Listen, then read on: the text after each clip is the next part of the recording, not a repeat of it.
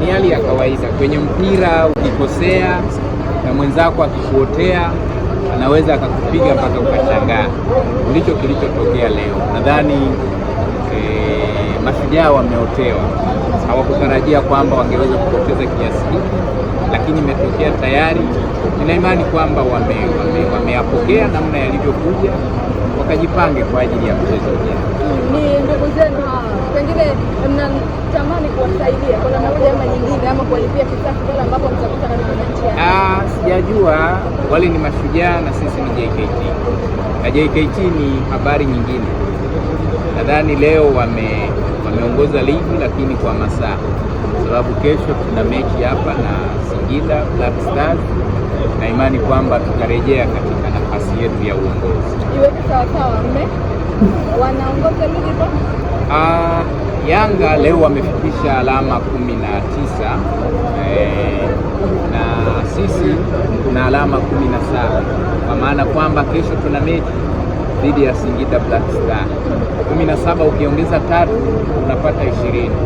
Kwa tayari tutakuwa tumesharudi kwenye nafasi yetu. Ndio sababu nasema Yanga anaongoza kwa masaa, alafu sisi wenye juu yetu tunarudi mahali pale. Singida unawachukulia kirahisi sana?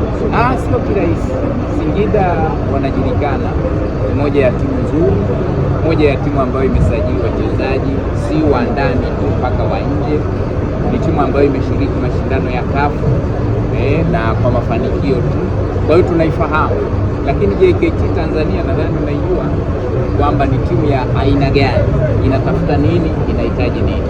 Kwa sababu nasema sisi ni kuongoza ligi. Ni kama wamewashikia msimamo, kwamba ndo sababu ya kusema wanaongoza kwa masaa.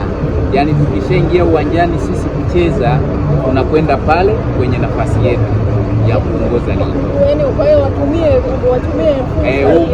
huu muda wa masaa kadhaa kabla ya kesho, basi watakuwa kwenye nafasi ya kuongoza. Lakini nina imani kwa maandalizi tulionayo, uwezo tulionao, malengo tulionayo, kesho lazima turudi kileleni.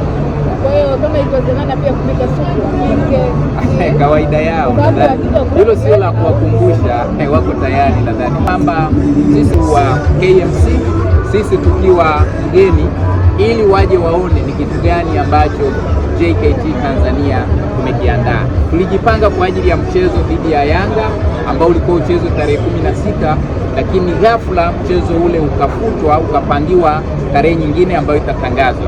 Kwa sasa maandalizi yetu yamefanyika kikamilifu kwa ajili ya mchezo wa kesho dhidi ya Singida Black Star. Kwa hiyo niwaalike waje waone kandanda ambayo kila mmoja atakapotoka pale atakuwa amefurahi. Kwa namna ambavyo Yanga wamecheza leo, pengine mnafurahia labda mechi yenu kuahirishwa, pengine mngekutana nacho hicho ambacho Mashujaa wamekutana nacho leo?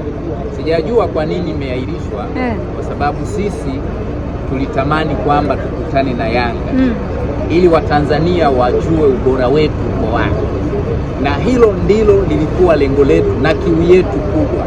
Tuliumia sana tulipopokea barua kwamba mechi yenu dhidi ya Yanga imeahirishwa. Unajua, ukicheza na anayedhaniwa anajua, alafu ukamchapa tena kichapo kile ambacho kila mmoja anashangaa, watu wanathibitisha na kukubali ubora wako. Kwa hiyo sisi tuliumia sana tulipoambiwa mechi dhidi ya Yanga imeahirishwa, itapangiwa tarehe nyingine. Sijui ilikuwa kuwaje, labda wenzetu waliona mbali kwamba ukitia mguu pale mambo yatakuwa magumu.